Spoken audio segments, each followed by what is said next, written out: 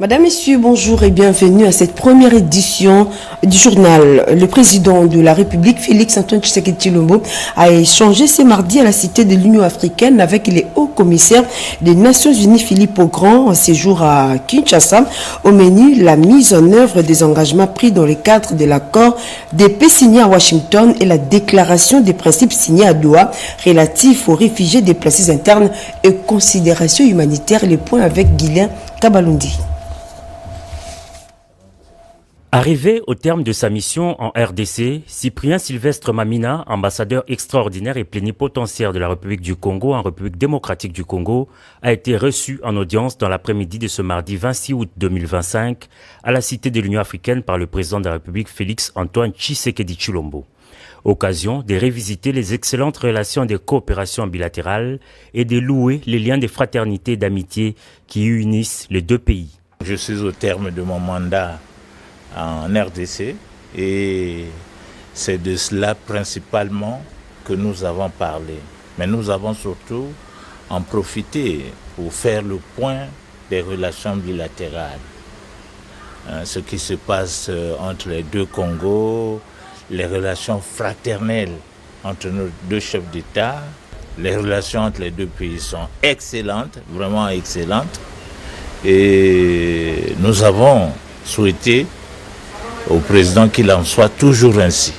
Le diplomate a profité de cette opportunité pour présenter un bilan positif des relations entre son pays et la RDC durant les 3 ans de son mandat. Le président a été très satisfait du travail que nous avons accompli ici comme ambassadeur.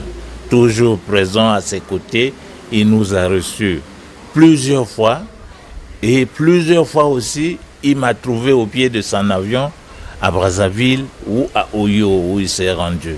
Nous avons beaucoup avancé, notamment dans le dossier, un dossier de litige de terrain qui opposait l'ambassade à un citoyen ici, grâce à l'implication du président de la République lui-même.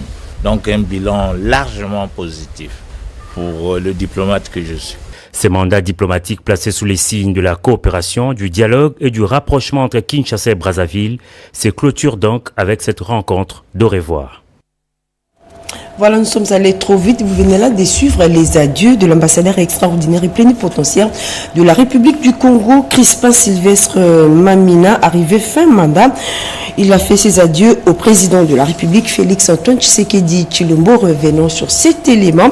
Le président de la République, Félix-Antoine Tshisekedi Tshilombo, a échangé ce mardi à la Cité de l'Union africaine avec les hauts commissaires des Nations Unies, Philippe Augrand, en séjour à Kinshasa. Au menu, la mise en œuvre des engagements pris dans le cadre de l'accord de paix de Washington, signé à Washington, et la déclaration des principes signés à Doha relatifs aux réfugiés déplacés internes et considérations humanitaires. Les points avec Guylain Kabalundi. Deuxième pays en Afrique avec le plus grand nombre de personnes déplacées internes, soit près de 6 millions au 31 mai 2025, la République démocratique du Congo a atteint les niveaux records. En réponse à ce drame humanitaire, une tripartite RDC-HCR-Rwanda tenue en juillet 2025 à Addis Abeba avait permis au parti l'adoption d'une feuille de route 2025-2026 pour le rapatriement et la réintégration des réfugiés.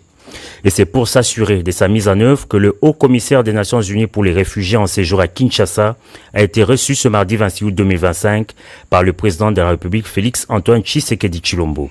Accompagné du vice-premier ministre, ministre de l'Intérieur Sécurité et la ministre d'État aux Affaires étrangères, Philippe Augrand a exprimé la disponibilité du HCR dans la réussite des opérations de rapatriement des réfugiés. Le message principal de notre côté, c'est qu'on est là, on est présent, on est à votre service pour que tout cela puisse se faire de la manière la plus efficace et la plus correcte.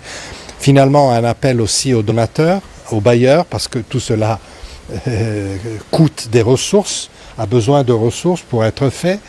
Elle est urgente parce que les réfugiés, mais d'ailleurs les Congolais aussi qui sont déplacés ou qui vivent dans leur pays, mais qui vivent dans cette situation difficile à l'Est, souffrent beaucoup. Donc il faut que maintenant les initiatives politiques se traduisent dans des bénéfices concrets pour les personnes qui sont dans des situations de conflit, y compris les réfugiés et les déplacés, et c'est là où on va s'engager. Voilà. Le haut-commissaire du HCR s'est en outre réjoui de la signature des accords de Washington et des engagements de Doha, devant permettre à son organisation de travailler encore mieux sur ces dossiers humanitaires. Maintenant, avec les accords de Washington et avec les engagements pris à Doha, une ouverture politique s'est produite qui va nous permettre de travailler encore mieux sur ce dossier qui est humanitaire, mais qui a bien sûr des retombées, des liens avec la situation politique. Le HCR joue dans ce contexte un rôle de facilitateur du dialogue et des résultats concrets qui peuvent venir de ce dialogue. Il faut préciser qu'en complément à ces initiatives de paix, la France organisera à Paris en octobre 2025 une conférence internationale sur la crise humanitaire en RDC. Des assises qui voudraient associer toutes les parties prenantes régionales afin de créer un espace de dialogue sur les causes profondes de la crise et surtout mobiliser la communauté internationale afin de venir en aide aux personnes déplacées de force dans cette partie du pays.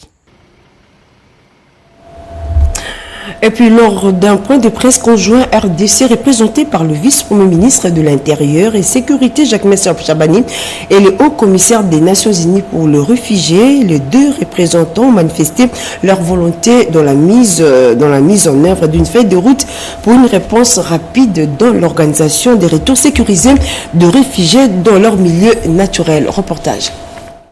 Ces points de presse conjoints, ministère de l'Intérieur, Sécurité, Décentralisation et Affaires coutumières et le Haut-Commissariat des Nations Unies pour les réfugiés visent à lever un pan du voile sur la mise en œuvre des engagements pris dans le cadre de l'accord de paix de Washington et la déclaration des principes de Doha relatifs à la question des réfugiés, des déplacés internes et surtout sur les questions humanitaires. Se livrant aux questions des journalistes, le Haut-Commissaire des Nations Unies pour les réfugiés, Biodata de Filippo Grandi, a rassuré de l'accompagnement du HCR pour les retours volontaires des réfugiés de part et d'autre de deux pays, le Rwanda et la République démocratique du Congo. L'aspect des réfugiés peut ouvrir des aspects de dialogue qui ont une importance aussi du point de vue politique. C'est dans ce contexte que le HCR a réitéré sa disponibilité à jouer un rôle facilitateur. Pour le vice-premier ministre, ministre de l'Intérieur et Sécurité, Maître Jacques Chabani, la République démocratique du Congo a souscrit à ses engagements, vœux exprimés lors de la réunion tripartite d'Addis Abeba au mois de juillet 2025. Réunion qui a débouché sur l'adoption d'une feuille de route pour le rapatriement et la réintégration de réfugiés, comme le souhaite le président de la République, Félix-Antoine Tshisekedi Tshilombo. Concernant le nombre de réfugiés sur le sol rwandais, 83 000 Congolais. Maintenant, c'est un processus du côté de la République démocratique du Congo, nous puissions identifier et certifier ce chiffre, certifier la nationalité aussi de ces personnes. Le souci du gouvernement de la République est de les voir retourner dans leur milieu naturel le plus rapidement possible. L'agenda de travail du Haut-Commissaire prévoit des rencontres avec des officiels congolais et les pays impliqués dans le processus de paix dans la région, ainsi que ceux qui offrent leur hospitalité aux réfugiés sur leur sol. Dans la province de Kwilu, les conseillers municipaux ont acquis des nouvelles connaissances scientifiques nécessaires afin de mener à bien leur mission dévolue. La cérémonie de clôture de cette formation de remise à niveau a été présidée par le vice-premier ministre de l'Intérieur. À l'occasion de la formation des comités provinciaux et locaux de sécurité organisés par les ministères de l'Intérieur, de la Sécurité, de la Décentralisation et des Affaires coutumières, Monsieur le maire de la ville de Kikwit, Labengiama, a été honoré par la remise d'un brevet de participation. Ces documents lui a été personnellement délivré par le vice-premier ministre, ministre de l'Intérieur, de la Sécurité, de la Décentralisation et des Affaires coutumières, son Excellence Jacques Chabani, lors de sa visite de travail dans la province du Kikwit. Le focus sur les échanges actifs d'informations, l'identification et la cartographie des menaces et problèmes sécuritaires, ainsi que leur analyse approfondie, en vue de bien les connaître, pour mieux les prévenir, les anticiper et trouver des solutions durables en s'attaquant aux causes majeures et aux vulnérabilités tant structurelles, fonctionnelles que comportementales. Ce brevet constitue une reconnaissance officielle de l'engagement de Monsieur le maire à représenter dignement la ville de Kikwit et à œuvrer activement pour la sécurité. Voilà au Kassai central, le rite au lancement des vaccins contre le paludisme, un vaccin qui va à coup sûr réduire les taux de mortalité dus à cette maladie. La lutte contre le paludisme atteint une nouvelle dimension d'efficacité en République démocratique du Congo et particulièrement au Kassai central. Aux côtés des stratégies traditionnelles de prévention, s'ajoute un nouveau vaccin dont la cérémonie d'introduction a été présidée mardi 26 août 2025 par le gouverneur Joseph Moïse Kamboulounkonko. Ces activités de haute portée se sont déroulées à partir de la maison communale d'Indécha en présence de la communauté locale et des cadres du secteur sanitaire en province. Ce nouveau vaccin antipaludique qui devra être administré par injection en 4 doses échelonnées dans la croissance de l'enfant, soit à 6, 7, 8 et 15 mois après naissance, rentre dans le cadre normal de la prévention de ces fléaux, responsable de beaucoup de décès infantiles et maternels, indique Dr Urbain Mekanda, chef de division provinciale de la santé. Ce vaccin est sûr et fiable. Il est intégré dans le calendrier vaccinal après plusieurs tests par l'Organisation mondiale de la santé. En sa qualité de président provincial de la couverture santé universelle, le gouverneur Joseph Moïse Kamboulounkonko a rendu hommage au chef de l'État pour sa vision axée sur le mieux-être de la population. Vision traduite au Kassai central par lui à travers le plan quinquennal du gouvernement qu'il dirige. Le nouveau vaccin contre le paludisme que vous allez utiliser fait partie de la 3e stratégie de lutte contre ce grand fléau.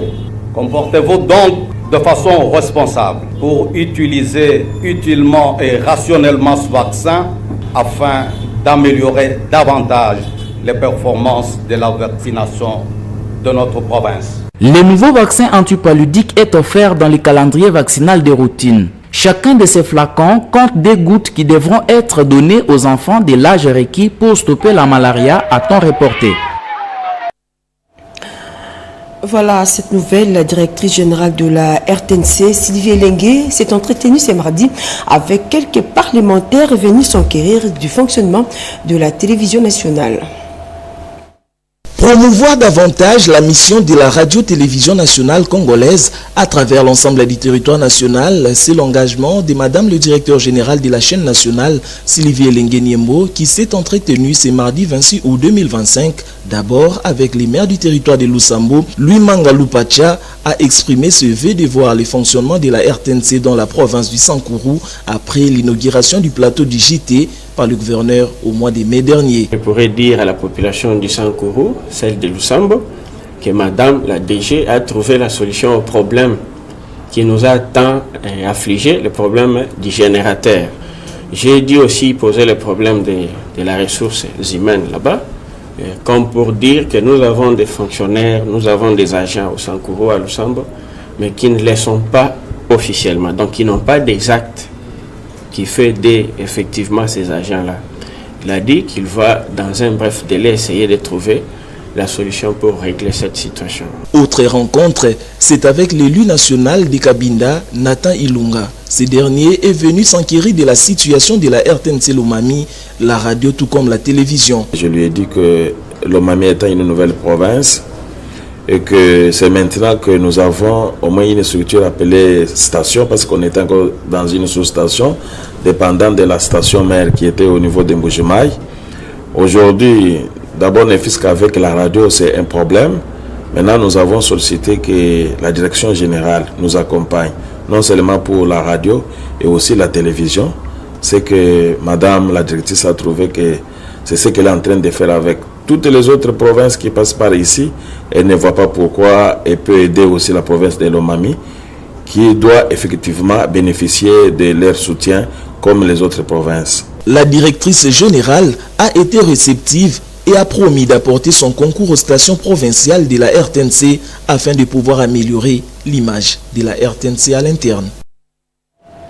Voilà, nous allons à présent évoquer les quotidiens des Kinois pour contourner les difficultés liées à la mobilité de la capitale. Les Kinois ont fait un choix, se déplacer en moto. Désormais, cette pratique est devenue incontournable face aux embouteillages. Mais attention, le désavantage peut être fatal. Un dossier signé Louis Ndoula.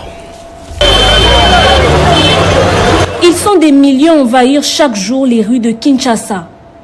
Casque vissé sur la tête, moteur rugissant, les motards sont devenus indispensables pour gagner en temps. Mais derrière cette mobilité express se cache une réalité faite de risques et d'incertitudes. Je suis victime de plusieurs accidents de circulation. J'en ai même des cicatrices sur mon visage. Du moins, à un espace de 15 heures à 16 heures, je peux même empocher 30 000 francs en une seule journée. Moi par contre, je fais une moyenne de 60 000 francs le jour. Cela me permet d'économiser, de nourrir ma famille et autres. Dans une ville où les routes sont saturées, les motards communément appelés Wewa est la seule option pour arriver à temps à son rendez-vous, malgré les risques que courent les clients. Oui, on a des réglementations claires avec eux. Par exemple, en ce qui concerne la sécurité routière, un conducteur motard qui est en train de conduire sa moto avec un enfant moins de 10 ans, ou soit surcharge, ça veut dire 3 personnes, ça fait en sorte que le motard ne puisse pas avoir de l'équilibre et cela entraîne les accidents. Du coup, nous sommes là en train de veiller en ce que nous puissions les interpeller. Franchement parlant, je n'aime pas la moto parce que d'abord c'est une piste à 2 roues. Vous avez les risques à tout moment d'accident. Mais c'est une contrainte parce qu'il n'y a pas assez de disponibilité pour d'autres transports. Rapide mais dangereux, inévitable mais contesté, ils font désormais partie des moyens de transport urbains congolais. Derrière un motard se cache une histoire de survie, une course contre la pauvreté et un rêve d'un avenir meilleur. Et c'est à travers ces reportages que nous refermons cette édition d'information. Merci à vous de l'avoir suivi. L'actualité continue sur nos antennes. Restez branchés.